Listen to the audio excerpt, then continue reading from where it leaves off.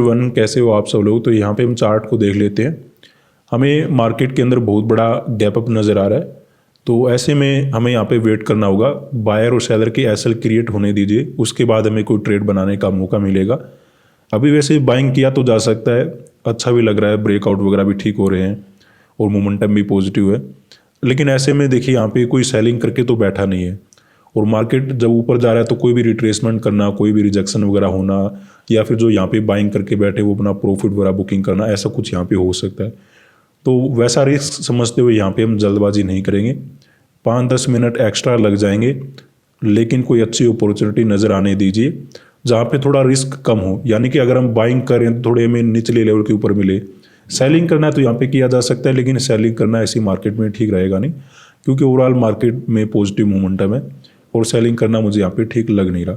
Buying करना है लेकिन थोड़ा बहुत नीचे मिल जाए ना, उसके बाद बाइंग करना मुझे लगता है ठीक रहेगा। यहाँ पे बाइंग करें तो जैसे रिट्रेसमेंट होगा वहाँ पे हमें लॉस वगैरह देखना पड़ेगा, तो वैसा कुछ हम नहीं करने वाले। अब यहाँ पे रिट्रेसमेंट होगा या नहीं होगा वो कैसे पता लगेगा। अब देखिए कंटिन्यू मोमेंटम है, ऊपर सेलर के एसएल है नहीं, तो रिट्रेसमेंट तो होगा ही होगा। तो रिट्रेसमेंट का वेट कर लीजिए यहाँ पे। तो यहाँ पे हम ट्रेड बनाना शुरू करेंगे। तो अभी देखिए थोड़ा बहुत हमें मार्केट नीचे मिल रहा है, तो ऐसे में यहाँ पे मार्केट के अंदर काम किया जा सकता है, क्योंकि जब तक कोई रिजेक्शन ना आए या फिर जब तक मार्केट थोड़ा नीचे ना आए और डायरेक्टली भागती हुई मार्केट में अगर हम बाइंग करेंगे तो वहाँ पे ट्रैप होने के चांसेस ज़्यादा थे। इसलिए हमने थोड़ा वेट किया, और जैसे एक छोटा रिट्रेसमेंट हमें मिला वहाँ पे हमने काम करना शुरू कर दिया कॉल के लिए। 51,000 का कॉल ऐड करेंगे, उसके बाद 100 का कॉल ऐड करेंगे सेम क्वांटिटी के साथ, और उम्मीद करेंगे मार्केट यहीं से ऊपर चलना शुरू कर दे। सेंसेक्स में ऐड करेंगे 800 क्वांटिटी, और निफ्टी में ऐड करेंगे 1200 क्वांटिटी।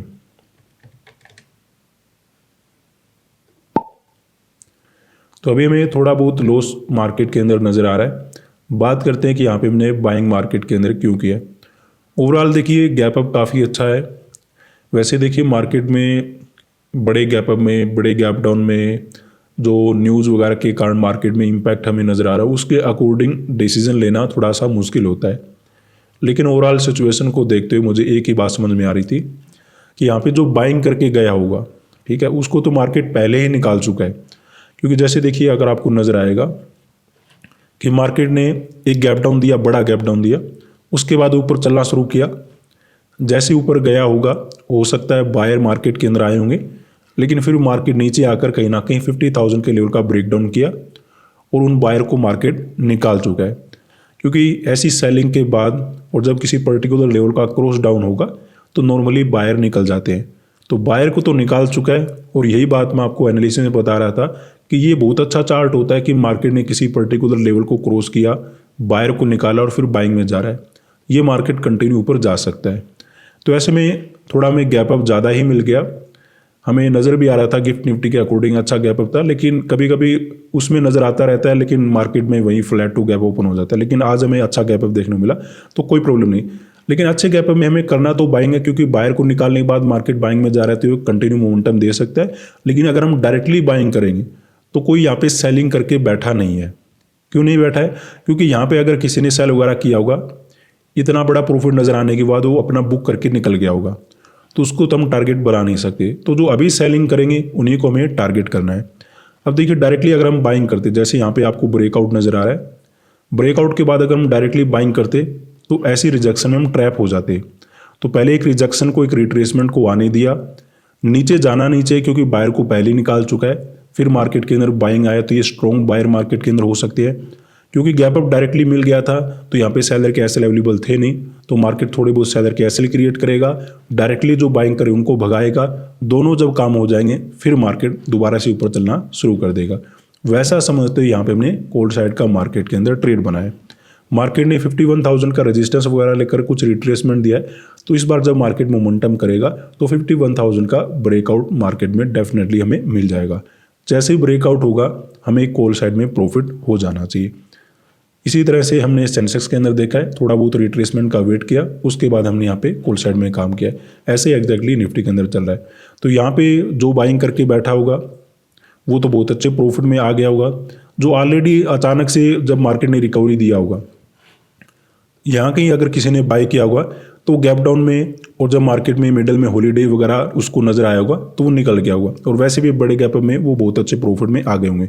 तो कहीं ना कहीं बैंक निफ्टी में तो हमें डायरेक्टली नजर आ रहा है कि मार्केट में जो ट्रेडर है वो कैसे बैठा होगा कि एक पर्टिकुलर लेवल को क्रॉस किया उसके बाद ऊपर जा रहा है। निफ्टी और सेंसेक्स में अगर आप थोड़ा साइकोलॉजी पॉइंट देखोगे कि मार्केट में हॉलीडे भी था, गैप डाउन के बाद नीचे मार्केट ने होल्ड किया, तो वैसा समझकर आपको समझ में आ जाएगा कि बायर को मार्केट पहले ही निकाल चुका है। अब ऐसे में फ्लैट मिले, गैप मिले तो बाइंग कर सकते हैं। बड़े गैप में मार्केट में क्योंकि सेलर के एसल नहीं है तो इसलिए हमने थोड़ा बहुत रिट्रेसमेंट के साथ काम करने की कोशिश किया। अब जैसे ही अपसाइड का मोमेंटम आएगा हमें प्रॉफिट मार्केट के अंदर मिल जाना चाहिए। अगर कोई मेजर रिट्रेसमेंट हो जाता है, कोई सेलिंग वगैरह चलना शुरू हो जाता है, तो उस केस में मे भी हम बच नहीं पाएंगे। लेकिन वो तब होता है जब कोई रिटेल में प्रॉफिट वगैरह बुकिंग आना शुरू हो जाए। लेकिन ऐसा पोजीशन कहीं ना कहीं जो बड़े ट्रेडर होते हैं वही बनाते हैं, और वो इतना जल्दी प्रॉफिट बुकिंग करेंगे नहीं जिस प्रकार का मार्केट में कंडीशन नजर आ रही है। तो अच्छा गैप अप है, प्रॉफिट वगैरह अपना हो जाना चाहिए। हालांकि अभी अपना लॉस ही चल रहा है। लॉस क्यों चल रहा है? क्योंकि मार्केट में अभी भी रिकवरी हुआ नहीं है। छोटे मोटे ग्रीन कैंडल बने हैं, लेकिन मुझे लगता है जहाँ से हमने ट्रेड बनाया था वहीं कहीं पे मार्केट घूम रहा है। लेकिन कोई प्रॉब्लम नहीं है, आप ये लेवल पकड़ लीजिए, आपका ये टारगेट मिनिमम रहने वाला है। ठीक है। और अपना एसएल कहाँ पे रहेगा, एसएल का भी पता होना चाहिए। देखिए, या तो प्रीमियम के अकॉर्डिंग जो हम लॉस लेते हैं उसके अकॉर्डिंग हो जाएगा अपना कट, या फिर मार्केट में अगर ये लोअर लेवल क्रॉस होता है तो वहाँ पे हम कटिंग करके निकल जाएं, क्योंकि अगर ब्रेकडाउन वगैरह हो गया तो फिर कुछ कहानी अलग ही हो जाएगी मार्केट की। तो वैसा होने से पहले पहले मार्केट में अगर रिकवरी होता है, अपसाइड का मोमेंटम आता है, तो वहाँ पे हमें प्रॉफिट बनाने का मौका मिलेगा। तो देखते हैं क्या होता है। अभी अपना थोड़ा बहुत लॉस कम होना शुरू हुआ है। डिसीजन मेरे अकॉर्डिंग तो मैंने सही लिया है, फिर भी देखिए मार्केट का क्या पता है, मार्केट एक जगह पर भी रह सकता है, कोई बड़ा पॉजिटिव मोमेंटम ना करे, सेलिंग में आ जाए। तो काफ़ी चीज़ें होती है मार्केट में जब आप ट्रेड करते हो। लेकिन जो आपको मेजर फोकस करना होता है ना, इसी बात के ऊपर करना होता है कि मार्केट में जब हम प्रॉफिट करने वाले हैं तो कितना प्रॉफिट करेंगे, जब लॉस होगा तो क्या करेंगे। अगर उन दोनों चीज़ों का आप मैनेज करके चलते हो तो ट्रेड सही और गलत को आप रिस्क और रिवार्ड से मेंटेन कर सकते हो। हम रिस्क रिवार्ड को मेंटेन करके चलेंगे। देखते हैं यहाँ पे क्या होता है। अभी हमें थोड़ा बहुत प्रॉफिट नज़र आना शुरू हो चुका है, कभी कभी छोटा मोटा लॉस भी नज़र आ रहा है। एक बड़ा प्रॉफिट बनने की उम्मीद है यहाँ पे मुझे, लेकिन जब आएगा तब हम देखेंगे। अभी तो छोटा प्रॉफिट नज़र आ रहा है, तो वेट करते हैं। तो यहाँ पे अगर हम देखें तो एक अच्छा मोमेंटम मार्केट ने अपसाइड का दे दिया है। ऐसा ही एग्जैक्टली हमें दूसरे इंडेक्स में नज़र आ रहा है, ऐसा ही लगभग हमें सेंसेक्स के अंदर चल रहा है। टारगेट की बात करें तो अपना ओवरेज हो चुका है, तो मुझे यहाँ पे बुकिंग कर लेना चाहिए। आज का देखिए मार्केट ऐसा है कि ये प्रॉफिट भी डबल किया जा सकता है, लेकिन वो होगा देखिए एक लालच कि अब ऐसा हो जाएगा वैसा हो जाएगा। ऑलरेडी अपना टारगेट ओवरेज हो चुका है, तो हमें यहाँ पे ज़्यादा रिस्क नहीं लेना चाहिए, हमें ये बुकिंग करके जाना चाहिए। क्योंकि इस प्रॉफिट से अपना क्या होगा, ये जो वीक है काफ़ी अच्छे से मैनेज हो जाएगा। क्योंकि अपना वेडनेसडे को लॉस हो गया था, मिडिल में एक हॉलीडे आ गया, तो प्रॉफिट और लॉस को मैनेज करने का एक आसान रास्ता है कि अपने लॉस प्रॉफिट को देखो, मार्केट को देखकर लालच में आपको नहीं आना है। मुझे ऐसा लग रहा है कि मार्केट इतना ही और ऊपर जा सकता है, फिर भी मैं यहाँ पे वेट नहीं करने वाला, क्योंकि उससे रिस्क काफ़ी ज़्यादा मार्केट के अंदर हमारे लिए बढ़ जाएगा। हम अपने रिस्क और रिवार्ड को सही से कंट्रोल नहीं कर पाएंगे। तो सिचुएशन के अकॉर्डिंग कितना भी कुछ भी अच्छा नज़र आ रहा हो, एक ट्रेड और बना लेता हूँ, प्रॉफिट को और बड़ा कर लेता हूँ, ये बातें ट्रेडर के हमेशा दिमाग में चलती रहती है। लेकिन डिसिप्लिन के साथ जैसे ही अच्छा प्रॉफिट बने, इवन आज भी हमने टारगेट को ओवर अचीव किया है, तो हमें वहाँ पर निकल जाना चाहिए। क्योंकि हमने टारगेट को ओवर अचीव इसलिए कर पाए क्योंकि हमने रिट्रेसमेंट के साथ ट्रेड बनाया। अब देखिए कभी कभी क्या होता है, मैं भागती हुई मार्केट में भी रिस्क ले लेता हूँ, तो उसमें बड़ा प्रॉफिट अपना बन नहीं पाता, जस्ट एक अच्छा प्रॉफिट बनता, वहाँ पे भी निकलना पड़ता।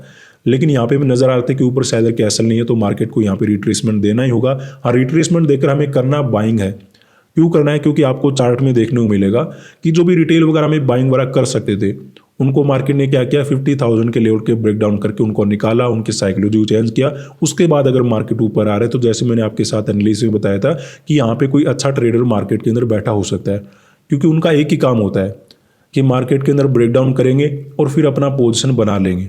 इसी वजह से हमने यहाँ पे सपोर्ट लगा रखा था कि कोई अगर अच्छा ट्रेडर बैठा है तो यहीं पर आपको सपोर्ट मार्केट के अंदर मिलना चाहिए। लेकिन आज हमें एक बड़ा गैप अप मिल गया। तो बड़े गैप में ऊपर सेलर के एसेट डायरेक्टली हमारे पास अवेलेबल नहीं थे, तो एक रिट्रेसमेंट के साथ हमने क्या किया, मार्केट के अंदर बाइंग किया कि जैसे सेलर थोड़े बहुत इकट्ठा होंगे मार्केट फिर से बढ़ना शुरू कर देगा। तो रिट्रेसमेंट के साथ काम करने से हमें टारगेट भी काफ़ी अच्छा मिल गया। अब क्योंकि मोमेंटम और भी हो सकता है, मे बी 51,000 का ब्रेकआउट करके 200-300 पॉइंट का मोमेंटम और भी मार्केट कर दे, लेकिन वो एक लालच वाली बात होगी, उसमें हम सही भी हो सकते हैं, गलत भी हो सकते हैं। तो उस लालच में हमें नहीं जाना है। टारगेट अगर आपका ओवर अचीव हो चुका है, आपको निकल जाना चाहिए, क्योंकि लॉस वगैरह जो अपने इस वीक में होते वो भी कवर हो गए, जो हॉलीडे वगैरह आया था वो भी कवर हो गया, तो हम अच्छा खासा प्रॉफिट बना के मार्केट से जा रहे हैं। धन्यवाद।